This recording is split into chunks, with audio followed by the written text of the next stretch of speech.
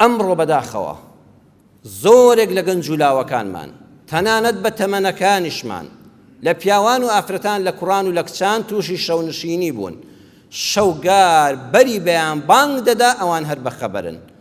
بەڵام تۆ بڵێ خەریکی شەو نوێژ بن، خەریکی زیکر و ئەوراد و تەسبیحات و مناجات بن، ناوەڵڵا ئەی خەریکی چین هەل لە ئێوارەوە حتا بانگی بەیانی و دنیا ڕووناک دەبێتەوە.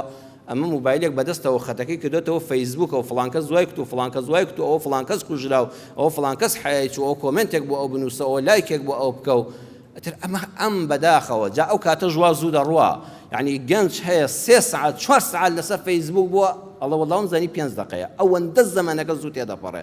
وەختێک بە ئاگادێتەوە بەیانیە، بەیانی کە هەڵدەستەیە سەیدەکەی کەسانێکی خەواڵ و بێتاقەت تووڕا. یەکاکە تۆ خۆت بەسەر خۆتت هێناوە، خوا ئەو شەوگارە جوانەی بۆ داناوی بۆ ئەوەی پشوو بدەی، بۆی ئارام بگری. جا بەڕێزان تەماشاکەن، خوای گەورە ئەم جسمی ئینسانی وا دروست کردووە بە گەورەی و دەسەڵاتی بێسنووری خۆی. ئەم جسمە لە کاتێکا کە ڕۆژە، لە کاتێکا گڵۆپن لەسەرە، لە کاتێکا لە ڕووناکیدای چاو ڕووناکیەکان دەبینێ، مادەیەک لە ناو لەشا هەیە هەستی پێ دەکات، هەست دەکات تۆ لە ڕۆژای جسم کۆمەڵ حاڵەتی تایبەتی لە ڕۆژە بەسەرادێ. وەکو یەکەم لە ناو ڕووناکیدا لە کاتی ڕۆژدا خڕۆکە سپیەکانی جەستە زیاد دەکەن، دەوروژێن بۆ ئەوەی بەرگری جەستەی تۆ بەرامبەر بە نەخۆشی زیاد بێ. دووەم کارەبایی مێشک لە کاتی ڕۆژە لە کاتێکا لەبەر ڕووناکیدای زیاد دەکات بۆی کار و چالاکیەکانت بە مێشکێکی فراوانەوە بکەی، زیرەک بی.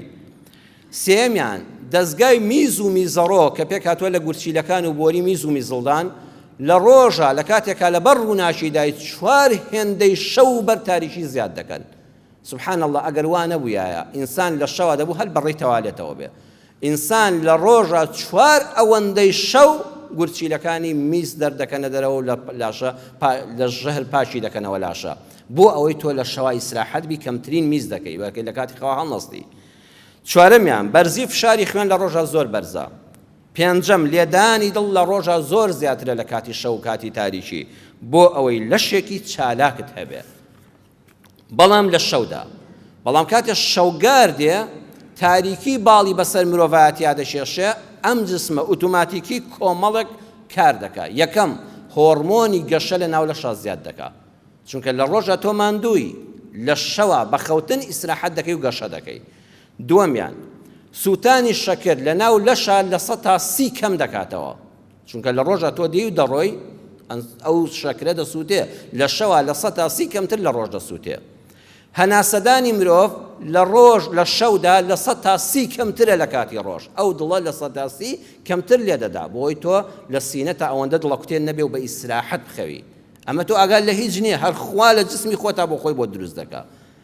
چوارەمیان پلەی گەرمی لەش دێتە نزمترین ئاستەوە، بۆیە هەر خۆمان لە کوردەواری شاوەمان بیستووە ئەڵێ ئینسانەکە کە خەوت خێرا شتێکی پێدادە، سەرچەفێک بەتانێکی پێدادا، تا بە خەبەری گەرماتە کە خەول لێکە و سەیەکی سەرمات دەبێ، ئەو جسمە کەمترین پلەی گەرمی تێدا دەمێنێ بۆی خەوێکی ئاسوودە و ئیسراحەت بکەیت. دەکاتی خەوتنا سەرمات دەبێت، چونکە دەستە هەموو گەرمیەکانی خۆی تەقریبەن لەدەست دەدا. پێنجەمیان دەردراوی گەدە ناڕژێ لە کاتێکە کە دنیا تاریک بوو، لە شەوە مەعیدە ئینزارێکی بۆ دێ، ئەم ئینسانە ئیتر ناخوا وەختی خەوتنیەتی ئەی گەدە تر شەڵۆکەکانت دەرمەدە بۆ هەزمی خواردن. بۆیە هەر لە کوردەواری خۆشمانە دەڵێن خواردنی شەو باش نییە، بەتایبەت دەگە لە سەری بخەوی، بۆ خواردنەکەت خواردووە مەعیدەش ئەمرێکی پێکراوە، تازە شەوە تاریکە، ئەم ئینسانە دەبێ ئیسراحەت بکە و خواردن نەخوا بخەوێ، مەعیدە هیچ تر شەڵۆکێک دەرمەدە. کە تۆ خواردت تووشی نەخۆشیەکانی گەدە دەبی، تووشت دڵە کزێ دەبی، هەڵدەستی لە بەیانیە لە دەوری پارشێوە سەیەکی چەند ناڕەحەتی ئازارێکت هەیە، ڕیخۆڵەکانت تەسەمومیان کردووە، چونکە گەدە مەعیدە ئەمرێکی پێکراوە لە شەوە ترشەکان دەرنەدا، ئەو ئامێرانی کە دەبنە هۆی هەزم وشکیان دەکات، تۆش خواردنت تێکردووە تووشی نەخۆشی دەبی. سبحان الله، ئەمە هیچ شت ئاگالێ نییە. جسم بەچی هەستی پێ دەکات؟ بە تاریکی. بۆیە زانایان دەڵێن کاتێک کە خەوتی هەوڵ بدە هیچ ڕووناکێک لە دەورن نەبێ. بۆیە پێغەمبەری خوا صلی الله علیه وسلم ئەو زەمانە کە کارەبا نەبووە فەرموویەتی لە کاتی خەوتنە ئاگر لە ماڵتاندا مەهێڵن، هەموو چراکان بکوژێنەوە. یعنی کسترین گڵۆب دەبێت لە ماڵا هەبێ، هەر ئەوەندە بەرپی خۆت ببینی.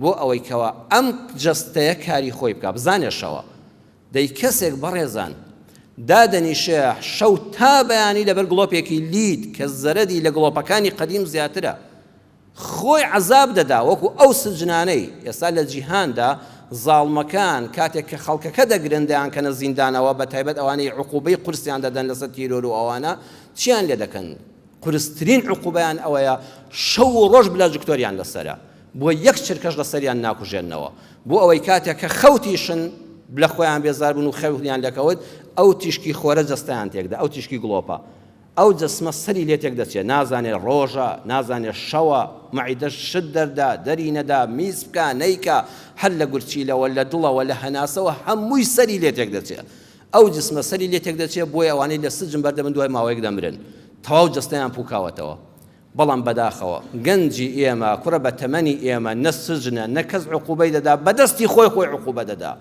هەر لە ئێوارەوە لەسەر فەیسبووکە تا بەری بەیان ئەمجا ڕۆژگار بەلادا دێ خەوی دێ بێتاقال لە خۆی تووڕە لە دایک و باوکی بەسە زمان تووڕە کە دەچێتە سەر ئیشیش ئاگای لە خۆی نییە هیچ بەرژەوەندێکشی بەدەست نێناوە هیچ ئەمە خوا لێی بەسەرهێنای کە تووشی چەندین نەخۆشی بینە بەخوا خوا ئەرحەم الراحیمینە بەدەستی خۆت خەوەکە لە خۆت تێکدا زۆر زەرورە ئەمە بۆ منداڵەکانمان باسکەین بۆ خۆمانی باسکەین بە ئاگا بینەوە